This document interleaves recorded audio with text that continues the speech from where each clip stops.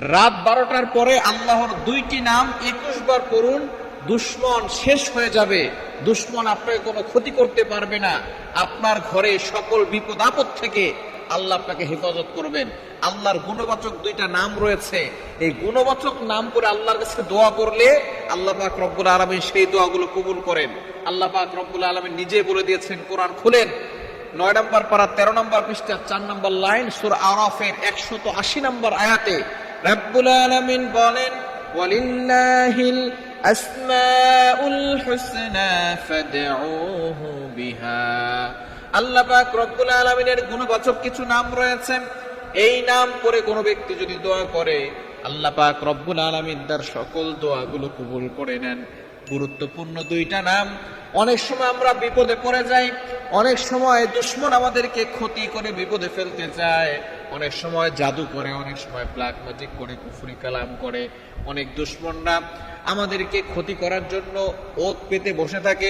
আপনি যদি রাত 12টার পরে অর্থাৎ শেষ সময়, মধ্যভাগের পরে শেষ সময়, এই সময় যদি আল্লাহর দুইটি গুণবাচক নাম পড়তে পারেন, আল্লাহ পাক রব্বুল আলামিন দুশমনের ক্ষতি থেকে আপনাকে হেফাজত করবেন এবং দুশমন চিরতরে শেষ হয়ে যাবে।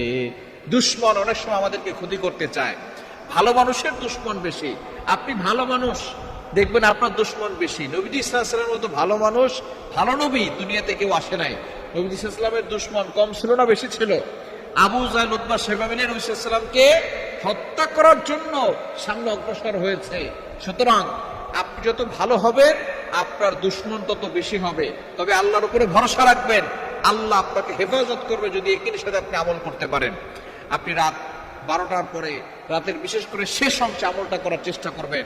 প্রথমে আপনি 3 বার দুরূদ শরীফ পড়বেন, তারপরে আল্লাহ তাআলার গুণবাচক নাম দুইটা, এক নম্বর হচ্ছে ইয়া কাহ্হারু আর একটা হচ্ছে ইয়া হাফিজু। ইয়া কাহ্হারু মানে হে সর্বশক্তিমান, আর একটা হচ্ছে ইয়া হাফিজু হে সংরক্ষণকারী। এই দুইটা আল্লাহর নাম, আল হাফিজু আল কাহ্হারু। আপনি দুইটা 21 বার করে পড়বেন। আল কাহ্হারু, ইয়া কাহ্হারু, ইয়া কাহ্হারু 21 বার, ইয়া হাফিজু এটাও 21 বার। এই দুইটা নাম 21 বার করে পড়ে এরপরে আপনি আবারও দুরূদ শরীফ পড়ে আল্লাহর কাছে দোয়া করবেন। যে দুশমন আপনাকে ক্ষতি করতে চাচ্ছে, দুশমনের নাম ধরে দোয়া করবেন, আল্লাহ অমুক আমাকে বিপদে ফেলতে চায়, আল্লাহ অমুকের থেকে তোমার শক্তি কোটি গুণ বেশি, আল্লাহ তুমি তাকে আমাকে বিপদ আপদ থেকে হেফাজত করো আর তার দুশমনি থেকে আমাকে তুমি রক্ষা করো। এভাবে যদি আপনি আমল করতে পারেন, দুশমন চিরতরে শেষ হয়ে যাবে এবং আল্লাহ পাক রব্বুল আলামিন আপনাকে বিজয় দান করে দিবেন।